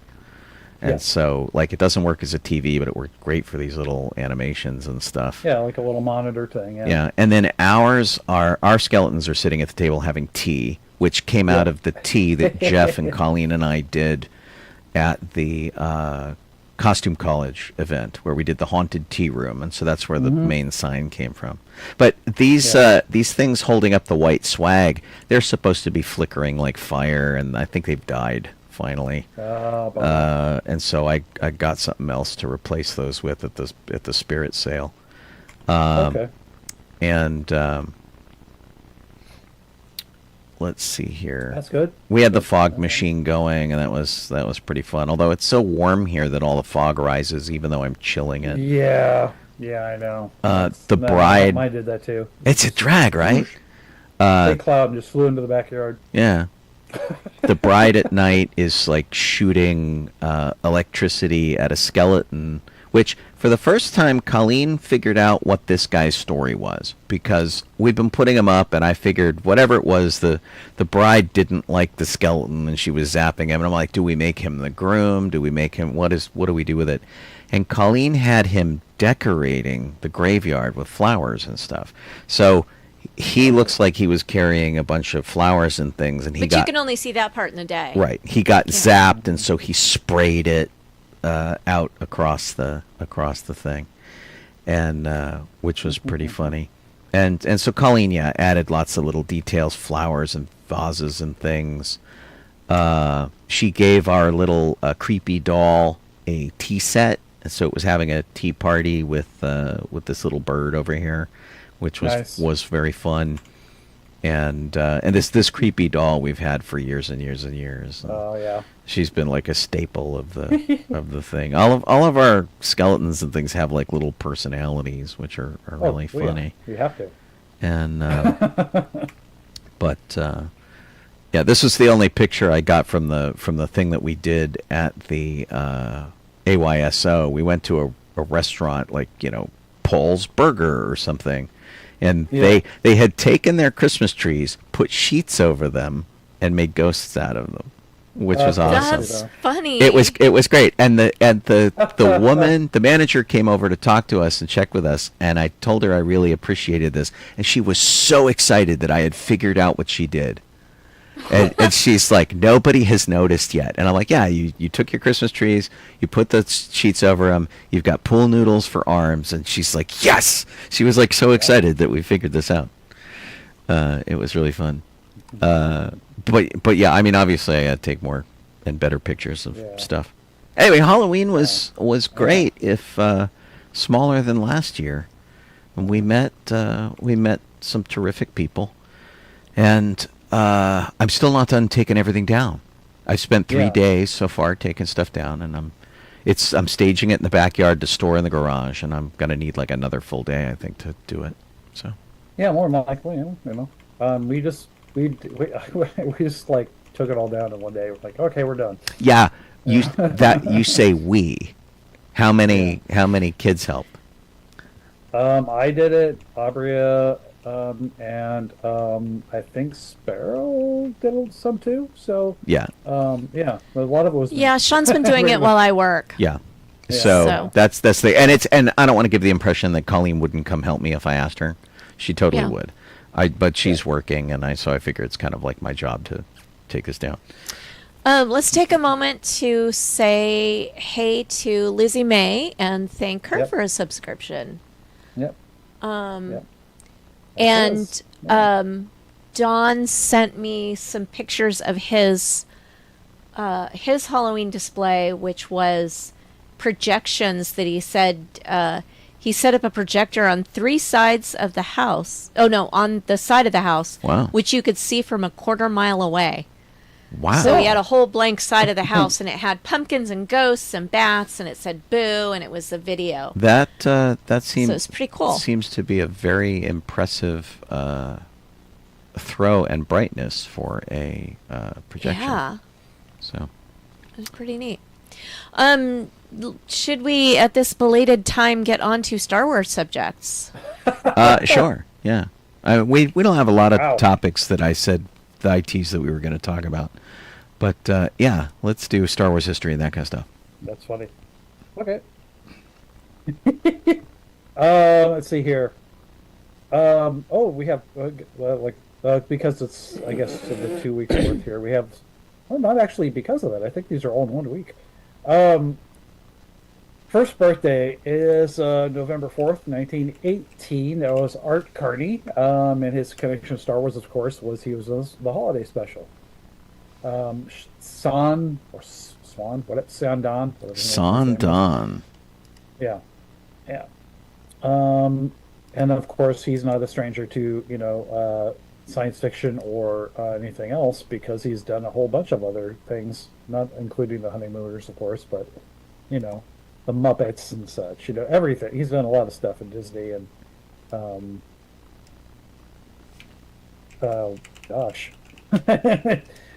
there's 98 credits, so check it out. He has a lot of stuff that's not just typical comedy, sitcom kind of stuff. Art Carney, typical, but he did a lot of stuff, and yeah. Like Buster Keaton, people forget that a lot of people who do comedy have an incredible capacity for drama. And so like when Buster Keaton stopped doing like really big, muggy, goofy stuff, he could be very moving and stuff. And same with Art Carney. Although, you always kind of looked at him a little good. Like he showed up in The Last Action Hero, which I think was about the last thing he did. And you were like, oh, it's Art Carney. But, he wasn't doing anything special. He was just like, I think, the projectionist in the old movie theater that was there. But when he showed up, it was just like he was like a comfort actor. You're like, oh, Art Carney, cool. Because you had a history with him. Yeah. And for holiday stuff, any like holiday TV show, it's probably my favorite episode of a holiday episode ever was him on The Twilight Zone. That's like one of my favorite, Christmas type episodes of any TV show. Yeah. And I love seeing people sort of push the boundaries a bit with what we're used to seeing from them. And because you totally expect to see Art Carney or somebody in a Disney thing. You do not expect to see Art Carney in Firestarter. No, not at all. And and I don't know if how many films or anything he's done this in. At least in the Twilight Zone one, he played someone that was basically a drunk, and he, and not something he normally did. So it was interesting to see that. I don't know if he did that in other things, to be honest, because I'm not that, versed. But, Yeah. yeah, but he was his first credit. I have this on DVD somewhere. Jimmy Stewart movie, Pot of Gold, and he's in like 2 different scenes or something where you're like, wait, was that him? And then was that him? Because he was like in a band member. It says radio announcer, but he was also, there's a scene where they're in jail, and there's a guy, a drunken, sort of drunkish, whatever guy from jail or whatever he is. Mm-hmm. So, and that was Art Carney too. So he played a few parts of this movie. That's pretty cool. Yeah. We have November 1st, 1942, and that's when comic book writer Michael Fleischer was born. And he worked on the, I believe, the original run of Star Wars at Marvel. I think, I'm not sure. Here, I should know. I think that Yeah, was yeah, the I one think that he worked that's what on. he did. Yeah. The history that I keep seeing, it's not really telling me exactly when that was, but it's like, yeah.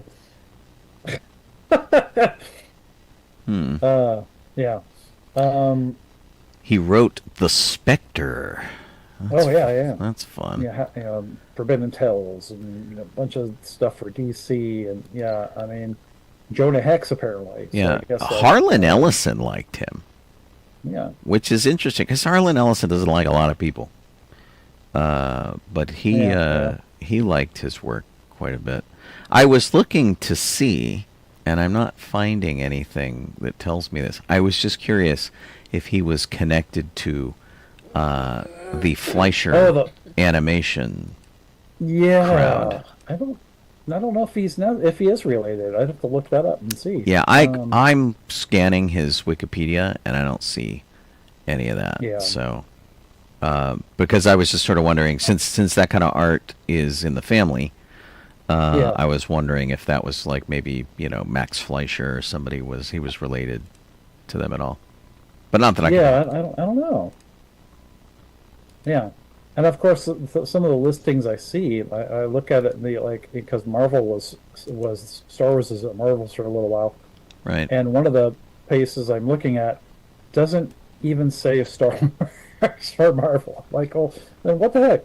So I'm still figuring that one out. Right. Oh man. This next one makes me sad. Not like terribly sad. I know. But just kind of bummed out.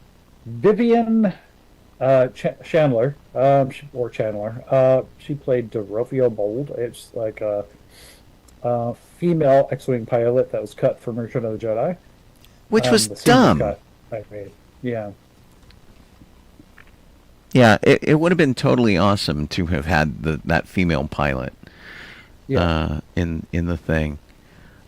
She had a bunch of other credits, not a ton of them. Yeah. But she was in A Clockwork Orange. She was in Young Sherlock Holmes as Sherlock Holmes's mother. Which I think the only time we see her is in his graveyard fantasy. They're all they've all been poisoned by poison dart, and they're hallucinating. And she's the mother in that, which is Okay. I'll have to watch that again and see. Part of the thing that's funny though is you look at the picture of her as a pilot. It almost looks like Leia.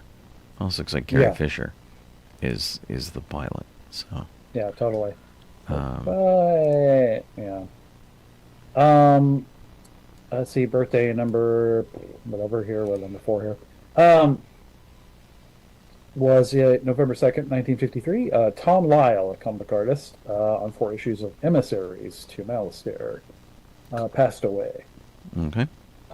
Yeah, and so that was, I believe, that was for like the later stuff of Dark Horse.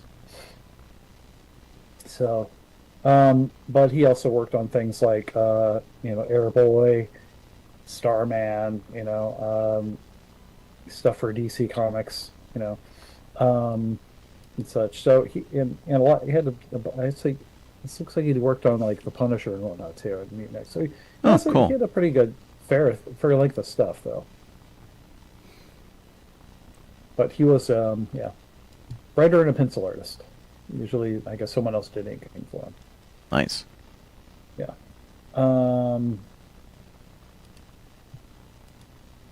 Let's see, and what was the last one here? Brian Augustine was born on November 2nd, 1954. Yeah. He worked on something called Lucky Stars. He was comic editor and writer for Lucky Stars. That was one of the Star Wars Tales collections. Yeah. He did like one story for that. Most notably, Brian Augustine wrote Gotham by Gaslight, which was the one where Batman was tracking Jack the Ripper. Yeah. That was a good one. Yeah, and that launched an entire series of comics called Elseworlds, which was cool. They like took a chance on this alternate universe sort of story, which was really neat. He also did the Speed Racer comics, I think.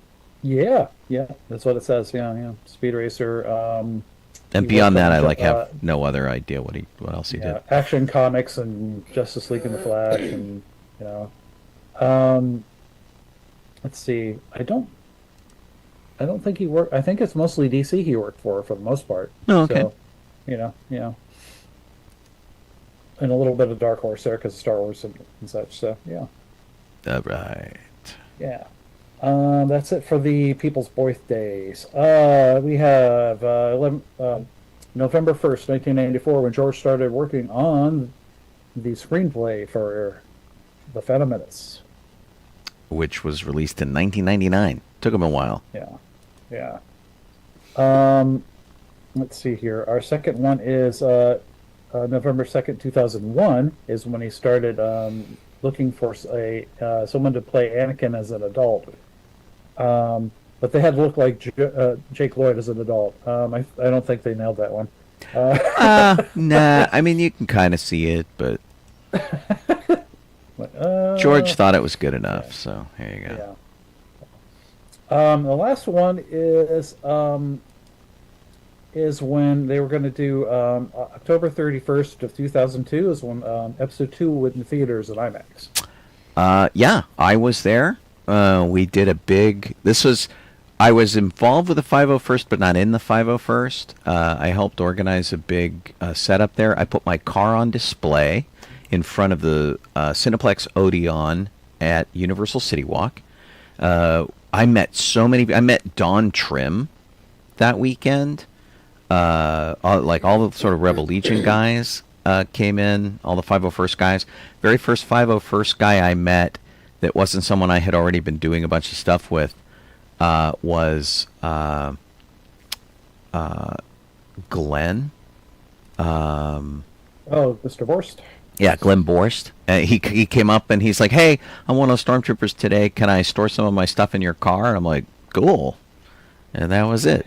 He's like absolutely one of the nicest humans on the planet, and it's rare that I can think back and go, I met this person here, because like I meet a lot of people and I have a terrible memory for that sort of thing. Wow. But I'm like, that was the day I met Glenn Borst. Wow. There you go. Which was fun. And yeah, it was a great event, and in fact, my car was there so long that somebody had to come get me. We went and we did a play rehearsal for a show that we were working on for Lux. We were doing a Moulin Rouge thing, and then Colleen, I think, had to bring me back at midnight so I could reclaim my car, because once it was parked in the City Walk, I could not get it out until they shut the City Walk down. So. Oh dear. I remember taking you back to get your car, but I didn't remember that there was a Lux rehearsal. Yeah, and because Speederman picked me up. Stephanie came and got me. Funny. Yeah. Oh. Wow. Okay, so we're all done here. We've got a new toy that will be released on November 17th, which all of our listeners know is Life Day. Is Life Day. It's a really cool Lothcat toy. Yeah. It will be in the parks and I believe on Shop Disney on Yeah. the 17th. It looks mildly startled, Yeah, but it's a definite update from the other ones that they have been selling at the park. And so I have one of the Marquals, I think is what they're called, Marqual, which is from the Star Wars Outlaws game. It's Nyx is her little creature companion familiar thing. Oh, okay, yeah. That he looks like an axolotl with legs. Yes. And so I bought one of those because I don't have the old Lothcat and I didn't get the Nexu, and I thought this is cute. I'll get one of these, and it looks like they took what they learned from making that and applied it to a Lothcat. Because I think it's based on Ahsoka. the Ahsoka one. The Sabine's. Yeah. So I mean, it has like sort of legit legs and feet on it. Yeah. It has an articulated mouth on it. But it looks very surprised. Which is pretty funny. But it's cute. Did they give a price on this? I feel like it I was don't know. $60. $60 sounds about right. But I don't see a price in this article. It comes in a pet carrier, which is cute. I'll assume the pet carrier is cardboard, but it's all themed to the Lothcat, and it'll also be, if you can't get to a Disney park for Life Day, it will also be at the DisneyStore.com at 8 a.m. Pacific, and interestingly, this Life Day, Disney is releasing their stuff in both parks.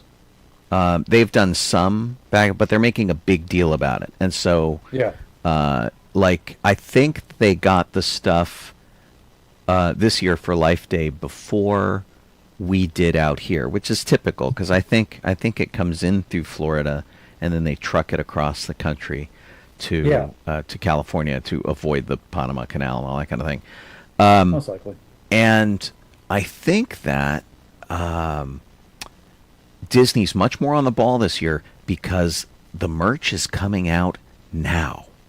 Yeah. So we've got a couple of weeks till Life Day, like 2 weeks, and it's out now.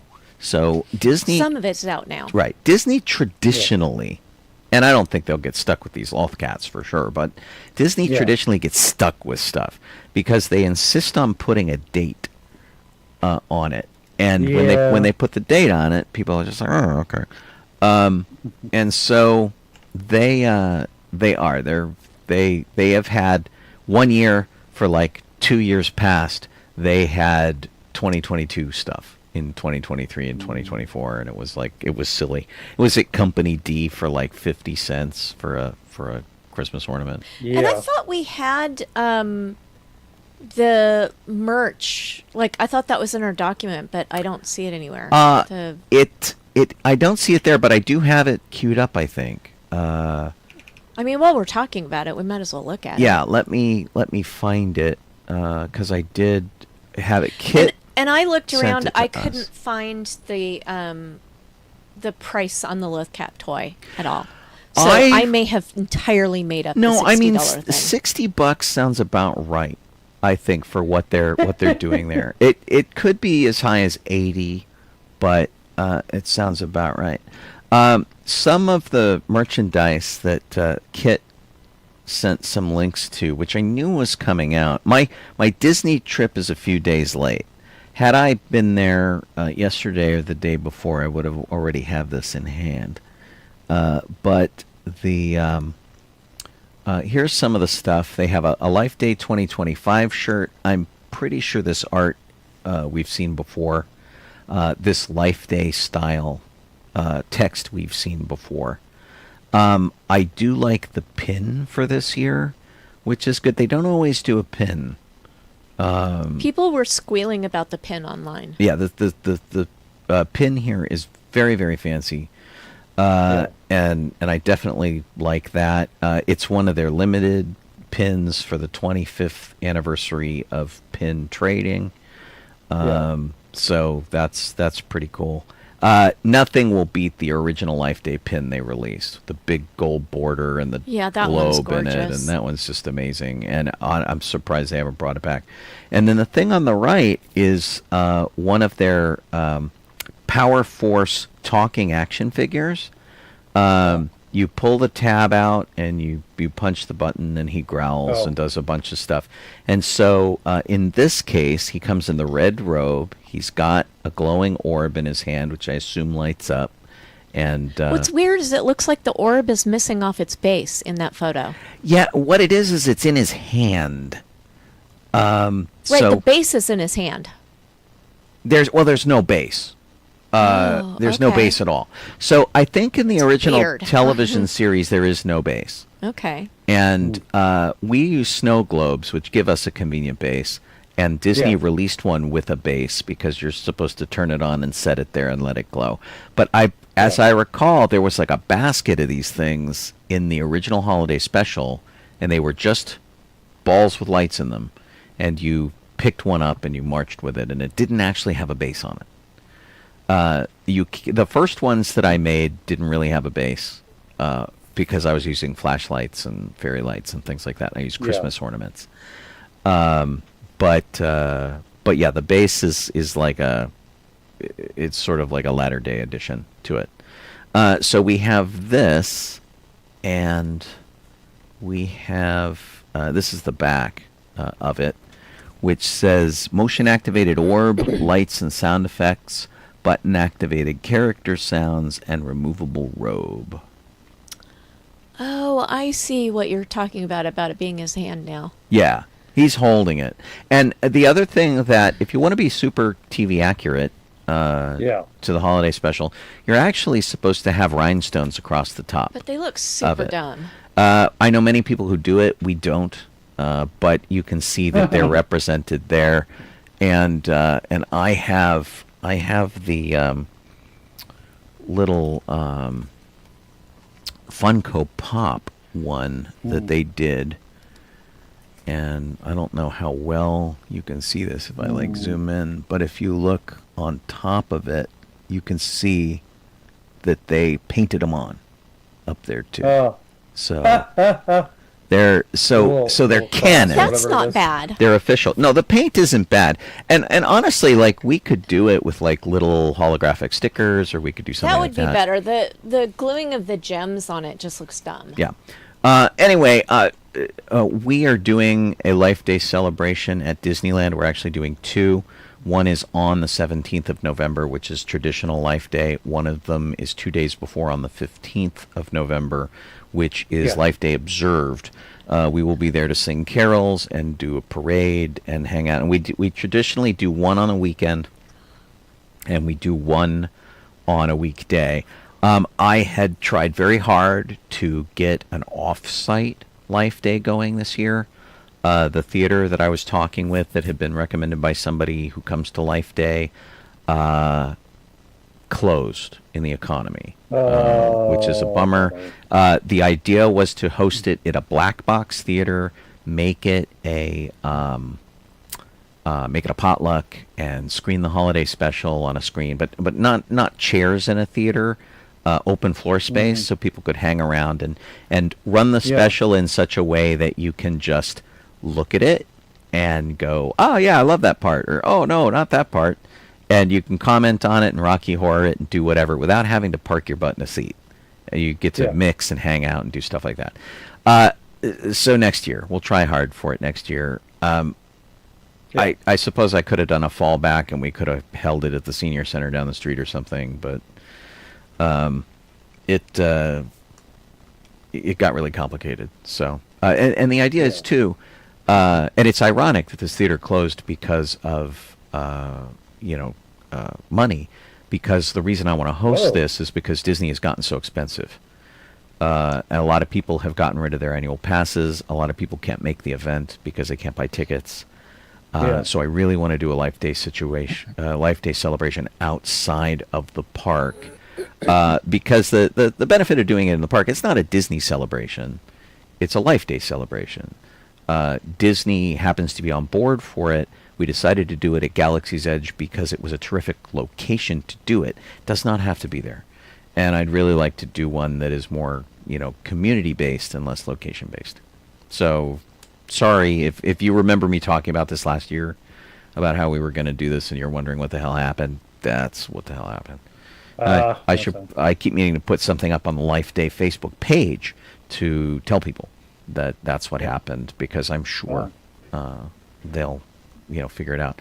But next year we'll do it, and it'll be great, and it'll be what it is. But if you're coming, come say hi, and the more the merrier for sure. Yeah. And I'm looking forward to it. It's just like 2 weeks away. Hi there, Francesco. If you see in the chat there on Twitch, someone in Argentina is watching the show.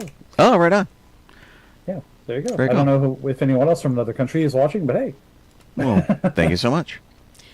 And our last bit of Star Wars news. Oh, I wanted to say that the merch photos didn't have the ears, the mouse ears. Oh. Which are really cute, but $35 is so much for a pair of mouse ears. Here, I'll show you the ears real quick, which are at DisneyStore.com, which messes me up because they have changed their URL. I wonder, it's called Shop Disney now. No, it's not. It used to be Shop Disney. Now it's called DisneyStore.com. Oh, that's weird, because I can do Shop Disney. Oh, and it comes up. It will send you there, but look at the URL in the address bar. Oh. Huh. Okay, where did this go? Here we go. All right, so here is the Life Day ears, which are very cute.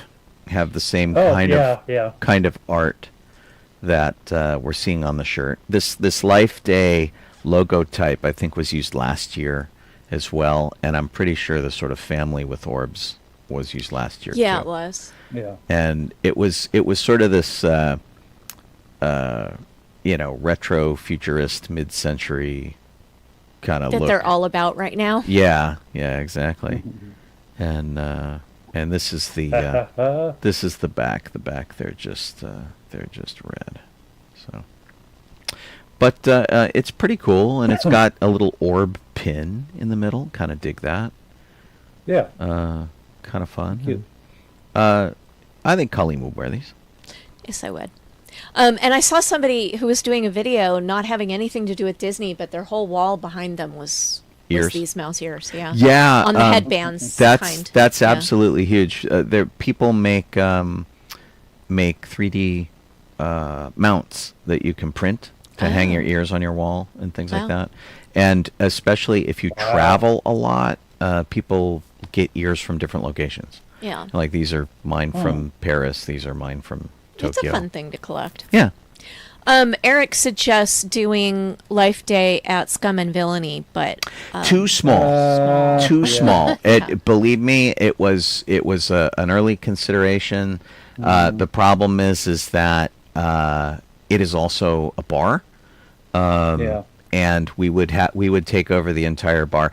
That doesn't mean that I don't think they're doing like a Life Day celebration. I'm pretty sure you can go there and celebrate Life Day, but to do what I want to do with it, which is to continue to make it as interactive as it is at Disney. I want to do everything we do at Disney without the parade, but take a group picture, sing the carols, and then add things like screening the special. Somebody wanted to run a Star Wars game show trivia contest. There's stuff like that, and so make it and also have it be a potluck. And have it be a potluck, because there are so many Star Wars cookbooks out there, and specifically there are Galaxy's Edge cookbooks out there that would be really fun to have everybody make a thing, bring it down. We can partition it out where, somebody brings something vegan, somebody bring something carnivorous, whatever you want to do. and have a good spread of food and dessert and whatever, and make sure that there's enough for everybody. And if we end up with a place that can hold 150 or 200 people, there's enough food for everybody and whatnot. So if you are in Los Angeles, but you can't join us for Life Day, and you want to go to Scum and Villainy, it's located at 6377 Hollywood Boulevard in Los Angeles. It's basically very close to Hollywood and Vine. And on Life Day, it is open from 5 p.m. to 2 a.m. Cool. So you can go and hang out there if you're not able to join us. And they they have shifted their focus a little bit. When they first started, they were a temporary pop-up Star Wars themed bar. And this was before Galaxy's Edge was out and all of that kind of thing. And JC, who started it, wasn't planning on making it a going concern. And then it got really popular. They kept extending it. And after a certain point, like 6 months or something, or 9 months, Disney said, okay, now that you're going to keep going, add other fandoms. And so they've got like Lord of the Rings and Battlestar Galactica and Doctor Who and like other stuff in there as you walk around too, because they had this sort of dilute the Star Wars thing, because Disney didn't want them to compete too much with Oga's Cantina. And they, to Disney's credit, they didn't shut them down. They're letting them go and do their thing. But they didn't. They're like, okay, you are a fan bar. You are not a Star Wars bar now. Yeah. And I think that that's a fair tack to take, especially if they're not going to, make you shut down. Yeah. We did a Ghostbuster thing in Anaheim Hills at a theater. And I wonder if they would be a place to host with. So I have to check that out. It's like a black, like you're saying, a little black box theater. So it's not the one that we did. We did the puppet thing at, right? Oh no, that was Long Beach. Right. That was the Perceptions was Long Beach. Right, because that place was a little small. I talked to that guy with the intent of doing this. It was a little small, and basically what we need is a big room with a screen. Yeah. That we could throw a projector in there. Yeah. I guess you could also try. Well, no, you'd have to rent it though. It'd be like a pizza place. Well, that was the thing, is that like if they were going to donate it, terrific. Everybody could come for free.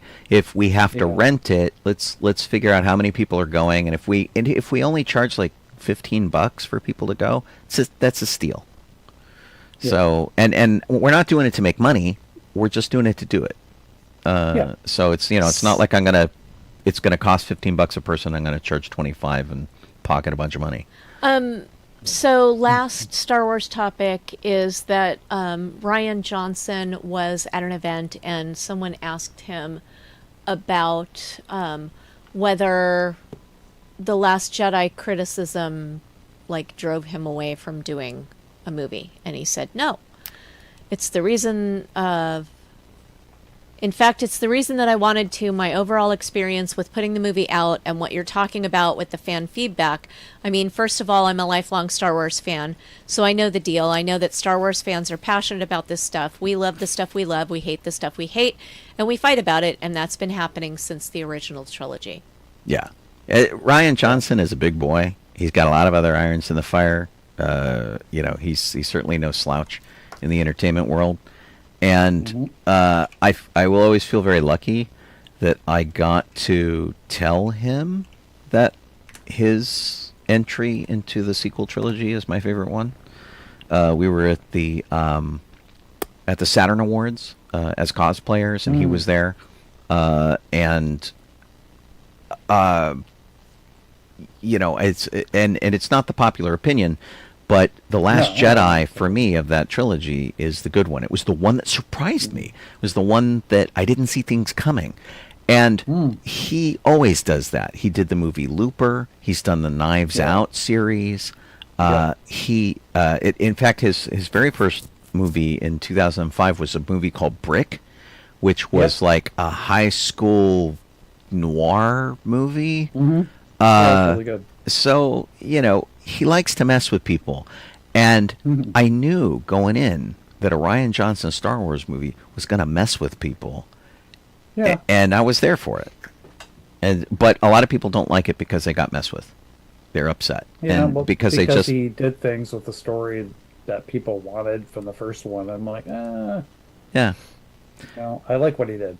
Yeah, me too. I think and he couldn't do it by this point. I think the only thing that I would have liked to have seen from the entire trilogy that we didn't get, that Rian Johnson would have pulled off beautifully, is get Han and Leia and Luke back together. Yeah. All we needed was one meeting. That was it. Yeah. That would have been nice. That's all we wanted to see. Throw Lando in there for good measure. We just have 5 minutes left in the show, so I think the only other Mystical. thing that I teased that we were going to talk about was Johnny Depp on Captain Jack Sparrow. You want to take that, Jeff? Yeah, and good thing it's we have 5 minutes because this doesn't really take that long. So, it was at it was a premiere 3 days on the Week of Madness. It's like a movie that he worked on, and they asked him, like, the person said, well, I'm excited for everything you do, and we are still hoping for another Pirates film. And then the only thing he said was, "That'd be fun." Which basically I think is his way of saying I would come back. Yeah, I think he would still do it. I think it's his just way of don't saying know. I might come back. Yeah, I But that's what I mean. depends It's on like, a if lot you of want me, things here that I can am. happen. Yeah. That's really funny. He's not saying no, Right. but Yeah, there's yeah, nothing to say yeah. yes to, so yeah. Yeah. Yeah. Complicated. So, Sean, do you want to try to tackle one or two of the rest in peace section, or do you just want Oh to my wrap us out and gosh. save those for 6 of another these time? suckers. Let me take a look and see what we got here. Well, the Yeah, first one, at least. we had all sorts of people. Probably the big deal was June Lockhart. She was TV's mom for many, many years. She Yeah. was the mother on Lassie. She was the mother in Lost in Space. I had occasion to actually meet her. She was on my dad's bank's board of directors for First Federal Savings when he was a okay. VP, and she would come to our parties. And I got to tell you that nobody could be cast better for Mom, because basically she would sit down, she would talk to you, and me as like a teenager, she didn't talk down to me. She didn't look at you like, why would I bother talking to you? She would just have a conversation with you as an equal, and that was a big Yeah. deal for a teenager. So, Yeah. yeah, absolutely amazing. And the fact that she lived to 100 years old is Yeah. insane to me. It's really kind of nuts. That's really good. Let's see, who else did we lose? Diane Ladd passed away, and she was in Alice Doesn't Live Here Anymore. She was 89 years old. She was Laura Dern's mother, and occasionally acted opposite her, Yeah. which is really cool. She was in Ramblin' Rose and a whole bunch of other things. We lost Dwayne Roberts at the age of 88. Dwayne Roberts is important because he invented the frozen burrito. He's a kind of a local hero out in Riverside. He revitalized the downtown area and brought Yeah. some buildings back from the brink of destruction. And so he was great for the community. But for the rest of us, if you've ever eaten a frozen burrito in your life, and he became rich off of it. He made like $80 million with frozen burritos. It's kind of nuts. What a guy. That's a good guy. Right there. Also, we lose Dick Cheney, Vice President of the United States, passed away. Yeah. People Just be have sure to wear bright orange if you're around him. yes, Yeah. people have mixed opinions. I did meet Dick Cheney. He did not shoot me in the face. So I got that going for me. And Prunella Scales passed away. She was in the television series Faulty Towers with John Cleese, and so I'm sure you know her quite well. She was watching Faulty Towers the day before she passed away, and lots of nice tributes to her. And gosh, I think that's I got one more, I guess, which is Cherry Cario. Was an actor in Bad Boys and Addicted to Love and whatnot. He has passed away at the age of 72. Variety reports, but he was the title character in Nostradamus. He was opposite Will Smith and Martin Lawrence in Bad Boys as the villain, opposite Jet Li and Kiss of the Dragon as a bad guy, and also against Mel Gibson in the movie The Patriot, and GoldenEye. He was quite skilled at villainy and played it well on screen. So sad to hear of his passing at the age of 72. Yeah. Thanks, Yeah. Sean. Sweetly. You want to wrap us out? You got it. Did you have something else to add, Jeff? Just one thing that I think, because it was Rest in Peace, and this is really fast. Yep. It's uplifting, in a sense. Okay. If you like The Mummy, they're making a fourth one. Brendan Fraser and Rachel Weisz are coming back. There you go. That's what we hear, and it's the guys who made the last couple of Scream movies, which were pretty well received, and so they're gonna take on a new Mummy, and it's only 25 years after the first one came out. Yeah. Fingers crossed. But honestly, I mean, Rachel Weisz dropped out of the third one, which was always kind of a bummer. And we can't get enough Brendan Fraser, so I'm here for it. Yeah. It'll be great. Yeah. Right on. You guys have been listening to DB94 if you're over at sci-fi.radio. It is sci-fi for your Wi-Fi. We play nerd music and stuff 24/7 over there. We have a whole bunch of hosted shows up to and including this one and the show that I do every morning from 9 to 11 from Monday through Friday, which is called Good Morning Tatooine. Jeff sends me a birthday list of people who are celebrating birthdays, and we play music related to them and various media that came out on the day and lots of TV themes, and we goof off, and it's a lot of fun. So you can join me there, or go to sci-fi.radio, look up the schedule, and see if there's another show up there that you're interested in. Check it out, because there's a lot of them. If you are watching us, you're doing it on Facebook, on YouTube, or on Twitch. That's the other one. And we're grateful for you guys doing that. If you have liked us and subscribed to us and all of that kind of thing, we're very grateful for that. We appreciate all of your comments over on the chat. And hopefully we gave you all a heads up and responded to your questions and things, because we really do appreciate you guys jumping in and telling us what you think and that kind of thing. Internet chat is not the easiest way to do that. It's hard. But thanks for letting us have the week off last week. Hope your Halloween was amazing too, and we'll be back again next week to do this all over again. I'm Colleen Kaylee Crosby. This is Jeff Solo Donoho. I am Sean Obi-Shawn Crosby. As always, May the force be with you.